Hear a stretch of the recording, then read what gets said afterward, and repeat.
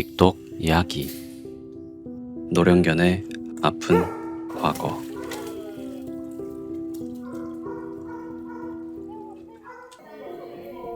여기 민트동에는 저마다의 사연을 지닌 아이들이 있습니다. 첫 번째 아이는 식사 시간이 가장 행복한 태우입니다. 지금은 해맑은 태우. 그러나 태우에게는 말 못할 지난 날이 있습니다. 상가 건물 옥상, 사람들에게 잊힌 채 8년을 버텨왔습니다. 24년 8월, 갱스토리님의 눈에 띈 태우. 처음 마주한 태우의 눈은 빨갛게 충혈되어 있었습니다.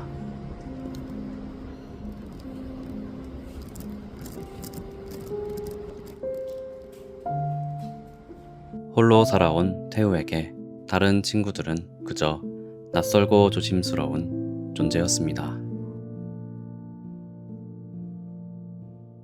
그늘도 풀 한 포기도 없는 감옥 같은 옥상.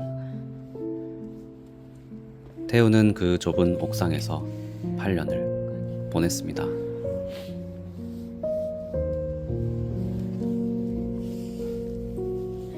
그저 파란 하늘만을 바라본 채 하루하루를 버티던 태우. 견주는 이사를 앞두고 있었습니다.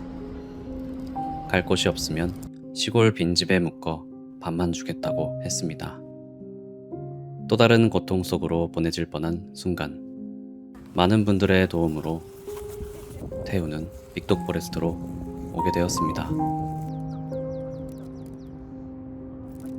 가장 걱정이던 눈부터 살펴봤습니다. 눈도 마음도 아팠던 태우. 그런 태우가 이곳에서 달라졌습니다.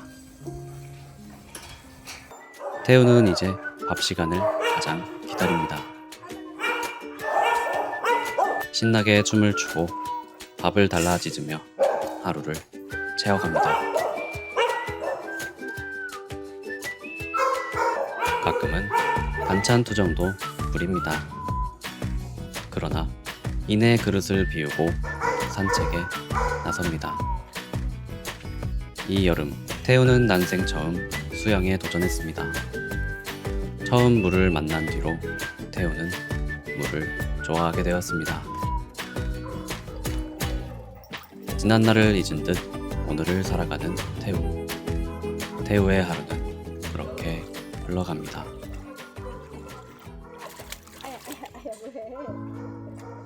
두 번째 아이는 늘 반겨주는 샤넬입니다. 초롱초롱한 눈빛으로 봉사자들에게 사랑을 건네는 아이. 이 아이에게도 지난 상처가 있습니다. 10년을 공장에 묶여 지낸 샤넬. 그 시절에도 샤넬은 사람을 좋아했습니다. 새 목줄을 목에 감은 채 살아왔고 오래 갈지 않은 물통의 물을 마시며 하루하루를 버텼습니다. 집 주변에 남은 흔적에서 샤넬의 고통이 전해졌습니다. 몸 안쪽 털도 많이 상해 있었습니다. 그 모든 시간을 홀로 견뎌온 샤넬. 많은 분들의 관심과 후원으로 샤넬을 데려왔습니다. 그 마음을 아는 듯 샤넬도 이곳에 자리 잡았습니다. 빅독 포레스트의 모든 가족이 모여 목욕을 시작합니다.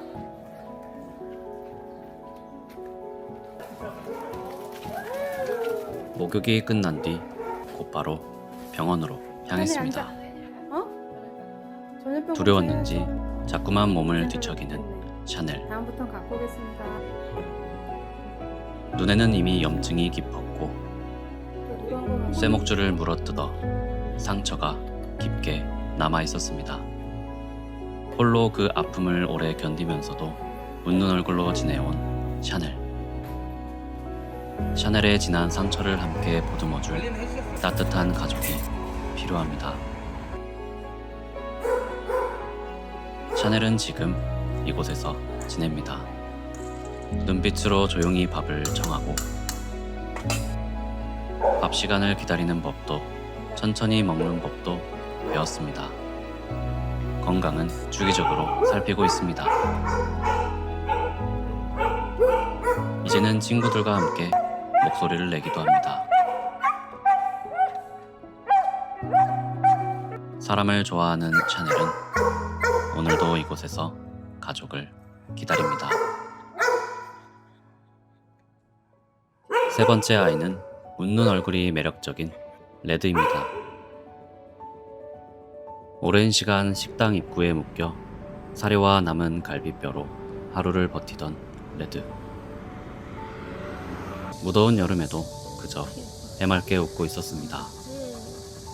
비닐 천막 그늘에 숨어 더위를 견디고 폭우가 쏟아지면 추위에 떨어야 했습니다. 3년간 그 모습을 지켜보던 구조자분이 용기를 냈습니다.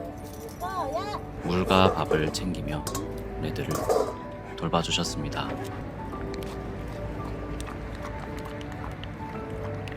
교감을 나누고 산책도 했지만 레드의 가족을 찾아주고 싶어 했습니다. 도로 옆 허름한 공간, 이번 여름이 고비라는 걸 많은 분들이 염려했습니다. 아이를 받아줄 곳을 수소문했지만 대형견이라는 이유로, 노견이라는 이유로 거절당했습니다. 그런 레드를 빅독 포레스트가 구조했습니다. 이곳에서 처음으로 목욕을 하고 물놀이도 하면서 사랑을 알게 되었습니다.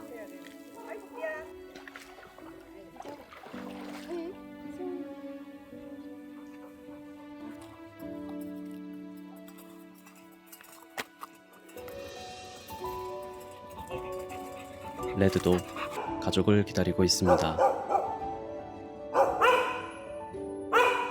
그리고 민트동에 있었던 메이. 요즘 수상위원회 별다른 있기도 이상 없이 하거든요. 지내던 더위에 어느 날 노출되면. 한순간에 생을 마감했습니다. 마지막까지 행복했으리라 믿습니다. 끝내 가족을 만나지 못하고 떠나보낸 것이 오래도록 마음에 남습니다. 부디 이 아이들이 보호소가 아닌 가족의 품에서 살아가기를 바랍니다. 노령견과 대형견을 구조하고 치료하는 빅독 포레스트. 모든 아이가 가족을 만나는 그날까지 그 곁을 지키겠습니다.